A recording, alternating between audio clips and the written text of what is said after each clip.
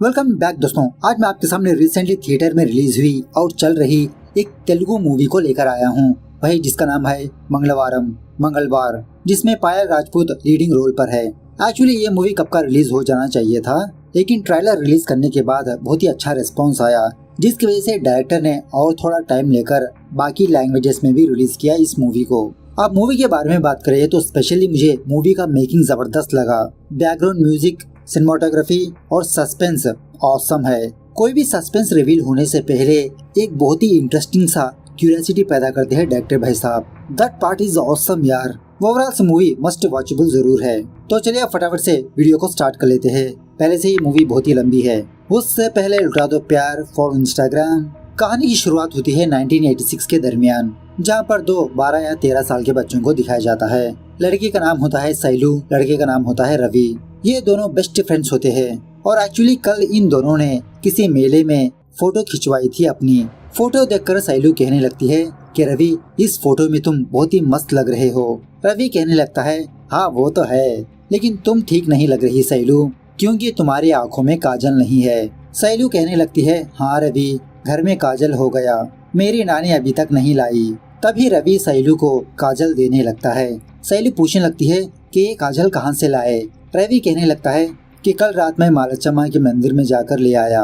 सैलू शौक में रहकर पूछने लगती है कि उतनी रात को तुम मंदिर में गए, क्या तुम्हें डर नहीं लगा।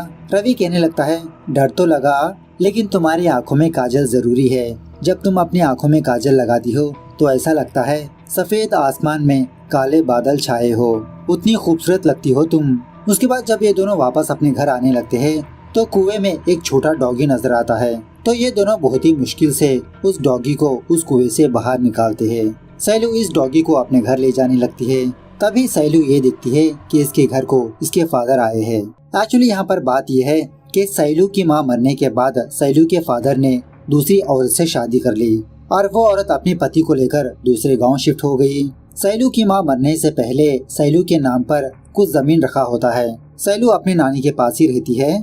जब सैलू का फादर और उसकी स्टेप मॉम सैलू की नानी के पास आकर उस जमीन के बारे में बात करने लगते हैं कि अगर वो जमीन मेरे नाम पर होगी तभी सैलू को मैं अपने साथ ले जाऊंगा। और एक्चुअली सैलू का फादर अपनी दूसरी पत्नी के इशारों पर ही चलता रहता है। सैलू अपने फादर से बहुत प्यार करती रहती है, लेकिन सैलू के फादर को सैलू की फिक्र ही नहीं होती। बस जमीन के बारे में बात करके वापस चले जाते रहते हैं। सैलू की नानी वो जमीन किसी को भी नहीं देना चाहती सिवाय सैलू के। इसी बात पर झगड़ा चलते रहता है। उसके बाद बेचारी सैलू मंदिर में आकर बहुत रोने लगती है। तभी सैलू के पास रवि आता है, उसको समझाने लगता है, अरे सैलू, तुम उनके बारे में फिक्र क्यों करती हो, तुम्हारे फादर और मेरे फादर रहकर भी कोई फायदा नहीं। तभी मंदिर के पास रवि का फादर आकर इसको बहुत मारने पीटने लगता है कि मैंने तुमको बीड़ी लाने के लिए कहा और तुम यहाँ पर बैठकर बातें कर रही हो। और इसी तरह रवि का फादर सैलू से बहुत ही प्यार से बात करने लगता है। इसके कुछ दिनों बाद सैलू मैच्योर होती है। सैलू की नानी फटाफट से सैलू के फादर को कॉल करके यही बात बताने लगती है कि सैलू मैच्योर हुई है, आप लोग प्लीज यहाँ पर आइए, मुझे कुछ भी समझ में नहीं आ रहा कि मैं क्या करूँ। लेकिन सैलू की सौतेली माँ आने से टोटली मना करने लगती है और इसी तरह सैलू के फादर को भी नहीं भेजती। बेचारी सैलू की नानी ही सैलू को इन सारी चीजों के बारे में समझाने लगती है कि बेटा, लड़कियों के लिए ये सब कुछ कॉमन है।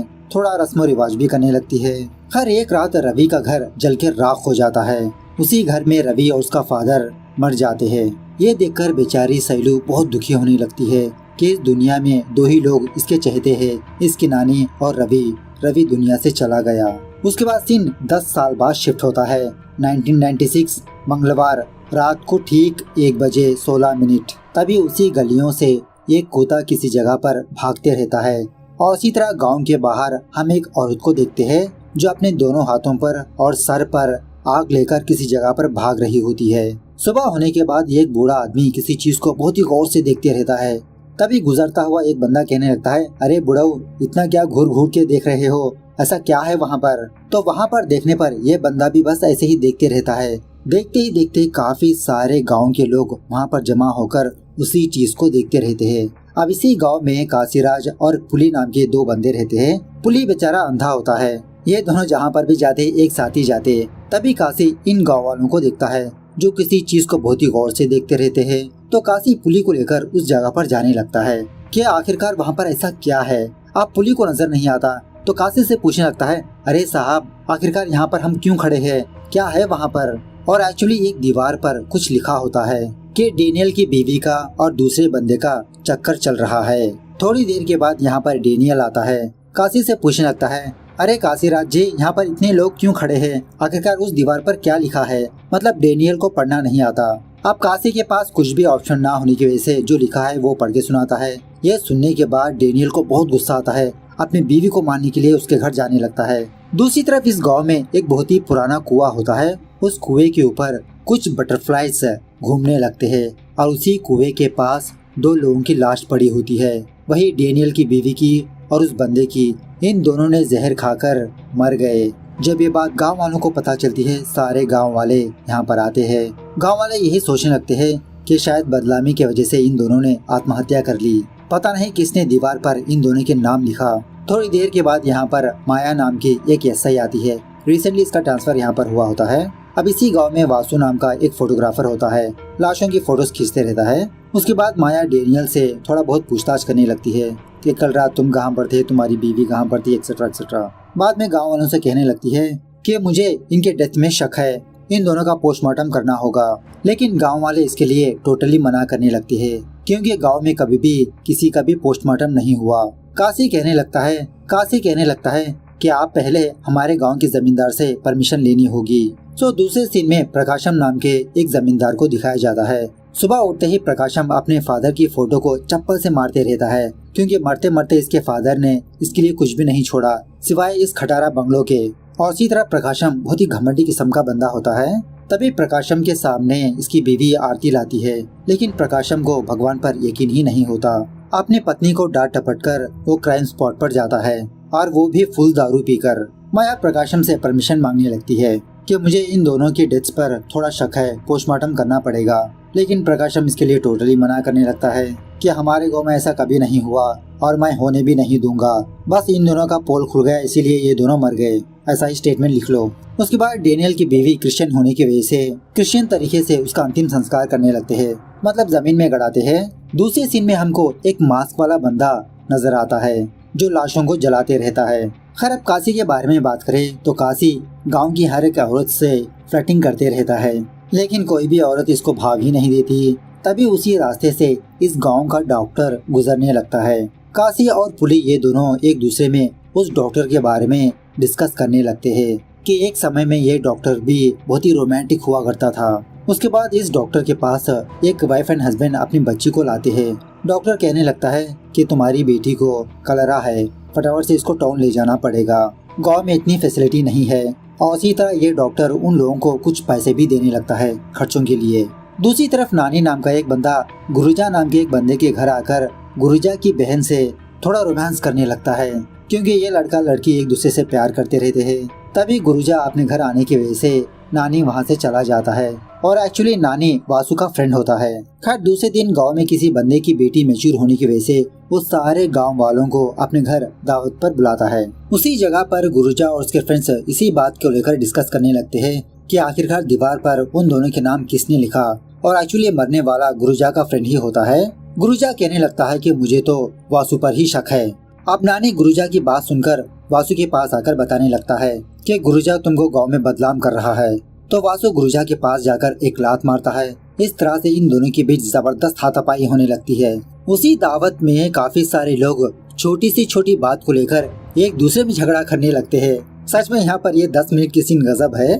2 लोगों से ये झगड़ा स्टार्ट होकर वहाँ के सारे लोगों में झगड़ा होने लगता है। तभी इस फंक्शन को जमींदार की गाड़ी आने की वजह से सारे लोग बहुत ही चुप हो जाते हैं, जैसा कि यहाँ पर कुछ हुआ ही नहीं। फंक्शन को प्रकाशम नहीं आता। प्रकाशम की बीवी इस फंक्शन को आकर मैच्योर हुई लड़की को कुछ गिफ्ट वगैरह देने लगती है। प्रकाशम की बीवी जाने के बाद दोबारा ये सारे लोग एक दूसरे में झगड़ा करने लगते हैं। फाइनली इस गांव के बड़े लोग इन सारे लोगों को रोक लेते हैं। सच बताऊं तो इट्स ए ऑसम सीन। खैर दूसरे दिन इस गांव का पुजारी जमींदार प्रकाशम के पास आकर आने वाले गांव के फेस्टिवल के लिए थोड़ा चंदा मांगने लगता है। अब प्रकाशम को तो भगवान पर यकीन नहीं होता, तो उस पुजारी को बहुत जलील करने लगता है। पैसे ही नहीं देता, उसको मारने की धमकी भी देने लगता है। लेकिन प्रकाशम की बीवी बहुत ही दयालु होती है। उस पुजारी को अपने पास बुलाकर फंक्शन के लिए अच्छा खासा पैसा देने लगती है। और गांव का फंक्शन सोमवार की रात को शुरू होकर मंगलवार की रात को खत्म होगा। तो उसी तरह से इस गांव में जबरदस्त तरीके से फंक्शन होने लगता है। यहाँ पर एक गाना चलता है जो बहुत ही मस्त है।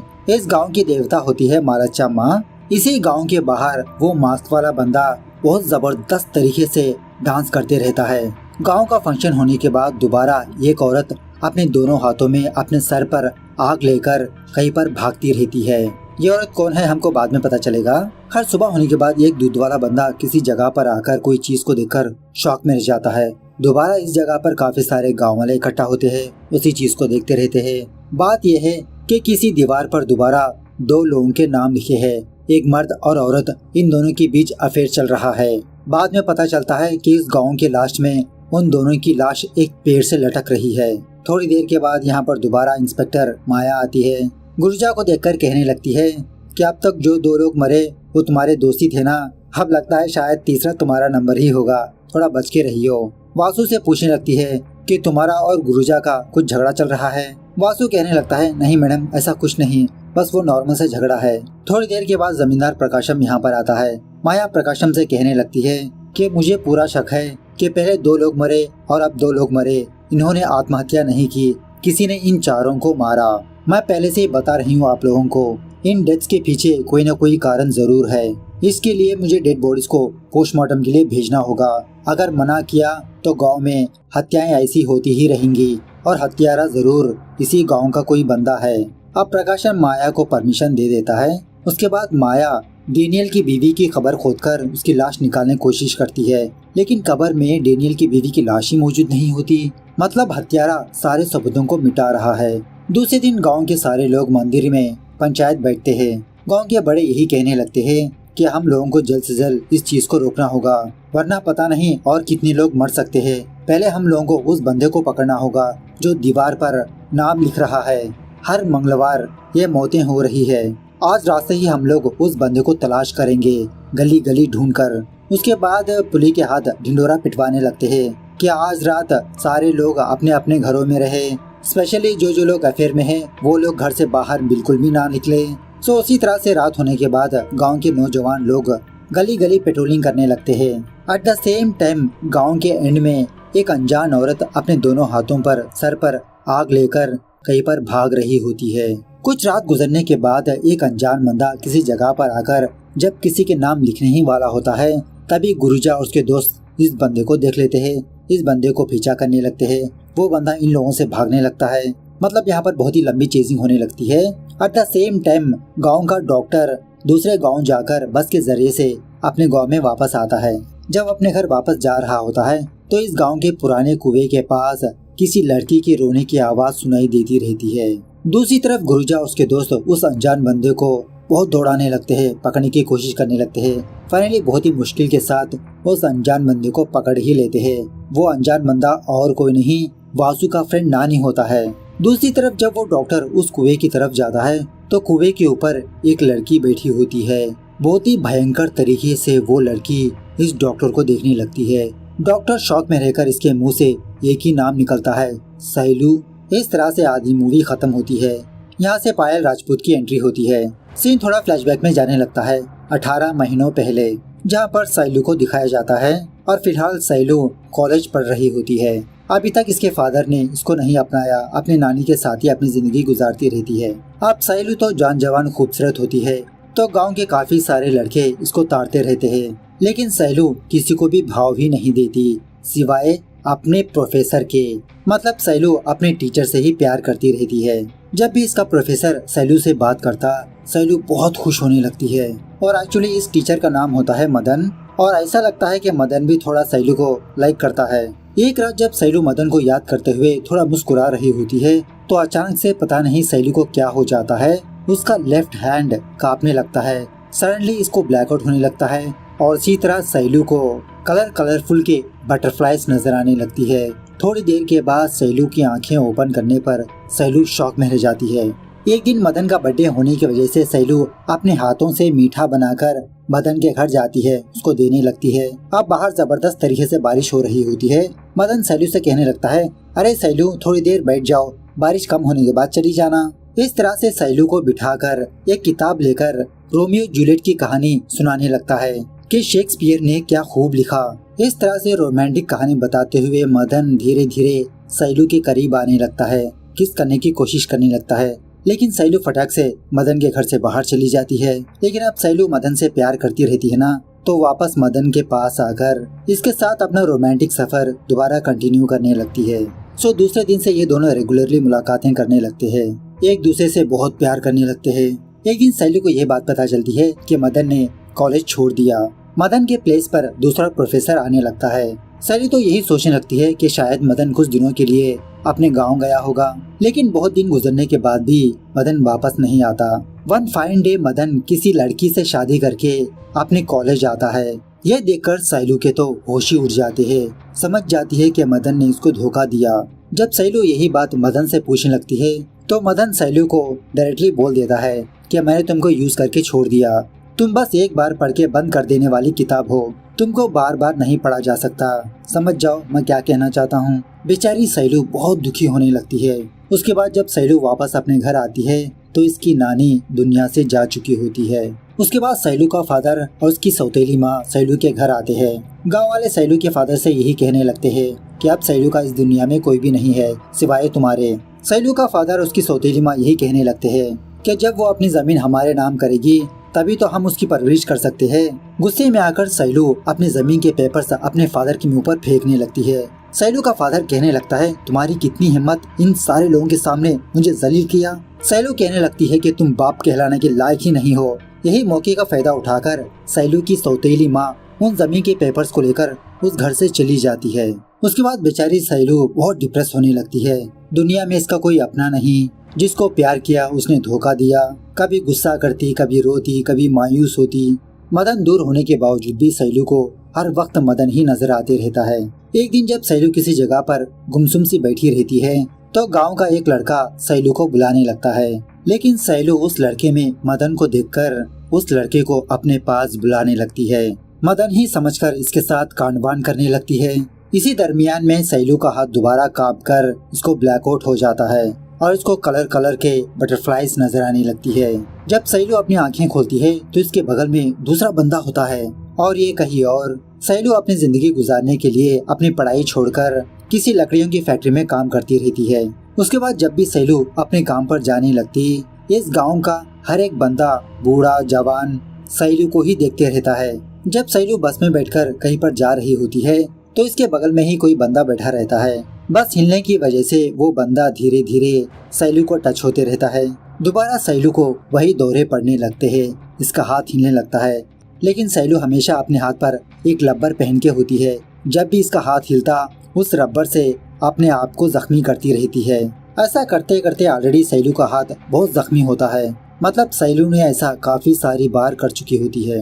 अब सैलू जिस फैक्ट्री में काम कर रही होती है उस फैक्ट्री का ओनर अपने दोस्तों को सैलू के पास भेजता है, क्योंकि सैलू ने अपने फैक्ट्री ओनर के साथ काफी सारी बार कांड किया होता है। जब वो लोग हल्के से सैलू को टच करने की कोशिश करने लगते हैं तो सैलू इन लोगों से दूर हटने लगती है। सैलू का ओनर सैलू को डांटने लगता है, आज ऐसा क्यों बिहेव कर रही हो, चुपचाप मेरे दोस्तों को खुश करो। गुस्से में आकर वो बंदा सैलू के ऊपर झूठा इल्जाम लगा के उसको फैक्ट्री से निकाल देता है। उसके बाद बेचारी सैलू नदी के पास जाकर आत्महत्या करने की कोशिश करती है, लेकिन इसके पास इतनी हिम्मत ही नहीं होती।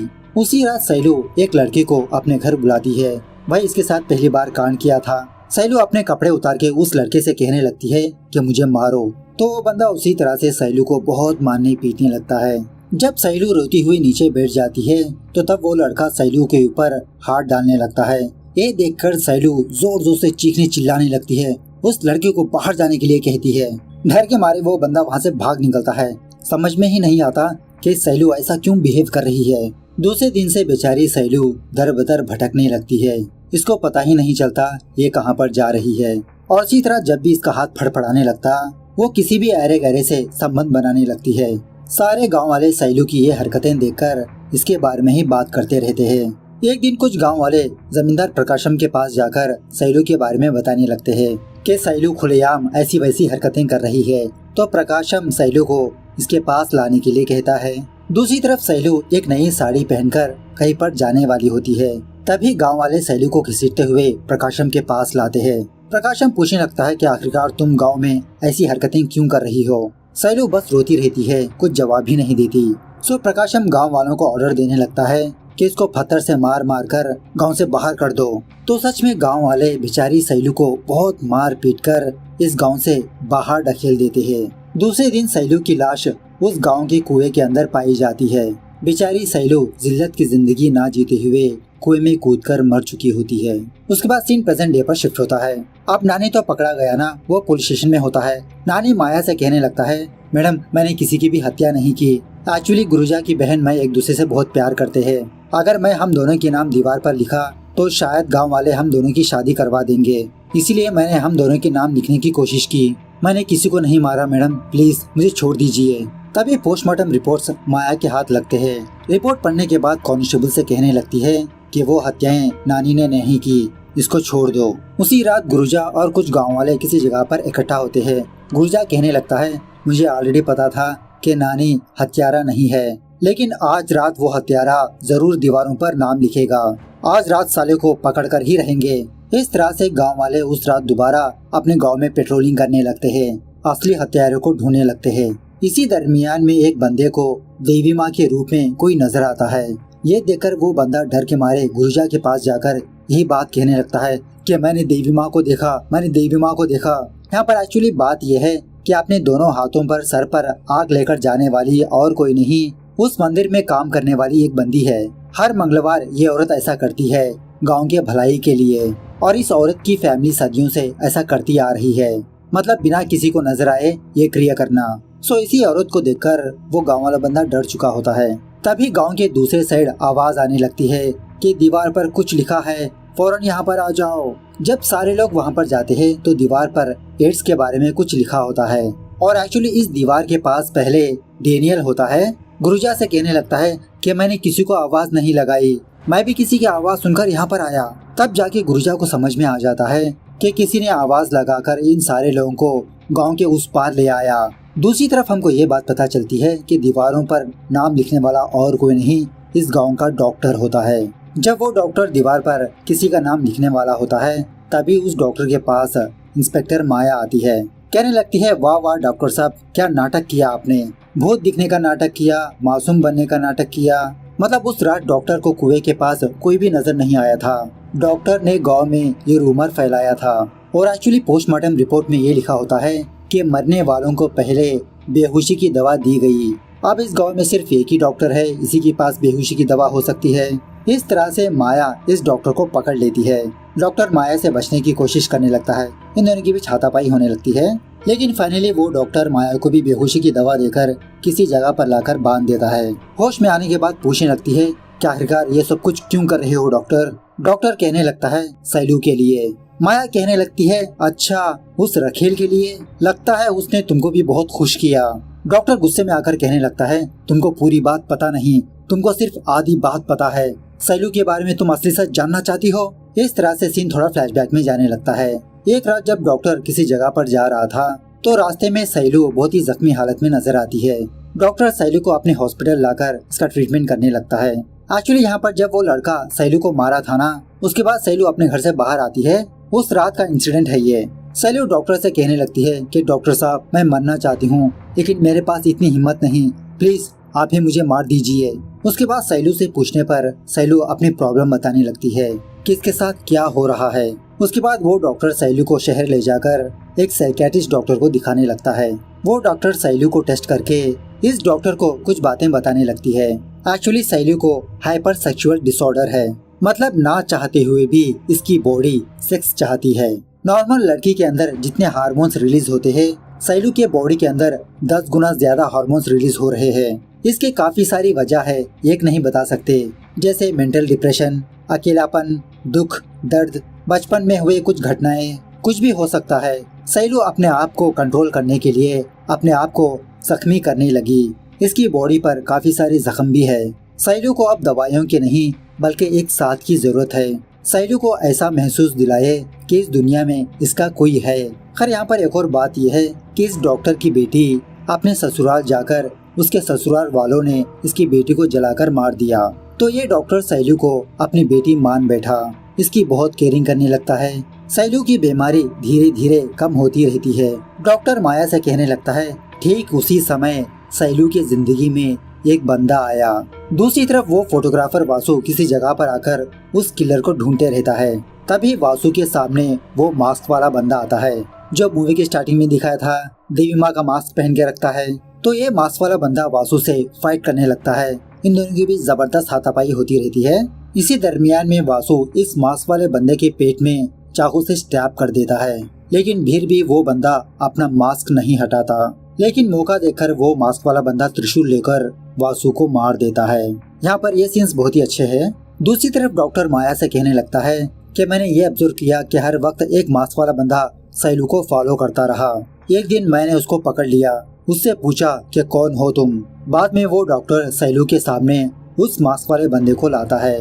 वो मास्क वाला बंदा और कोई नहीं, इसका बचपन का बेस्ट फ्रेंड रवि होता है। सैलू रोते हुए रवि को हक करने लगती है, कहने लगती है कि आज के बाद से तुम मुझसे कभी भी दूर मत होना। सीन थोड़ा फ्लैशबैक में जाने लगता है। बचपन में जब सैलू रवि के लिए जब उसके घर आई थी तो रवि का फादर सैलू के साथ गलत हरकतें करने लगा। तभी रवि वापस अपने घर आकर इस चीज को देख लेता है। सैलू रोते हुए वहाँ से चली जाती है। उसी रात रवि अपने फादर को मार के अपने घर को आग लगा देता है और पीछे के रास्ते से बाहर भाग जाता है। गांव के लोग यही समझने लगे कि बाप बेटे दोनों जलकर मर गए। अब रवि का चेहरा थोड़ा सा जल जाने की वजह से रवि देवी माँ का मास्क पहनकर होता है हमेशा। प्रेजेंट डे पर रवि कहने लगता है कि उस दिन से लेते हुए आज तक मैं कभी भी तुमसे दूर नहीं हुआ। हर वक्त तुम्हारा साया बनकर तुम्हारे पीछे पीछे आता रहा। तुम्हारे खुशी में, दुख में, गम में, अकेलेपन में हर वक्त तुम्हारे आसपास ही था। मेरे फादर की हरकत की वजह से मेरे में इतनी हिम्मत नहीं रही कि मैं अपना चेहरा तुमको दिखाऊं। अब मैं तुमको एक पल भी अपने से दूर नहीं करूंगा। मैं तुमसे शादी करना चाहता हूँ। सैलू कहने लगती है, नहीं रवि, अब मैं तुम्हारे लायक नहीं हूँ, मैं अपवित्र हूँ। रवि कहने लगता है, तुम्हारा शरीर अपवित्र है लेकिन तुम्हारा मन पवित्र है सैलू। डॉक्टर भी कहने लगता है कि तुम दोनों शादी करके इस गांव से कहीं दूर चले जाओ, अपने अतीत को भूलकर जिंदगी की नई शुरुआत करो। सो दूसरे दिन डॉक्टर और रवि दूसरे गांव जाकर शादी के सामान खरीदकर जब वापस अपने गांव आते हैं तो गांव के काफी सारे लोग किसी जगह पर जाने लगते हैं। किसी बंदे से डॉक्टर को ये बात पता चलती है कि सैलू कुएं में गिरकर मर गई। ये सुनने के बाद ये दोनों शॉक में रह जाते हैं। फटाफट से उस पुराने कुएं के पास जाते हैं तो सच में वहाँ पर सैलू की लाश होती है। वहाँ से जब सारे गाँव वाले चले जाते हैं तो रवि और वो डॉक्टर बहुत रोने लगते हैं। प्रेजेंट डे पर माया शॉक में रह जाती है, जिसका मतलब मारने वाला कोई और है।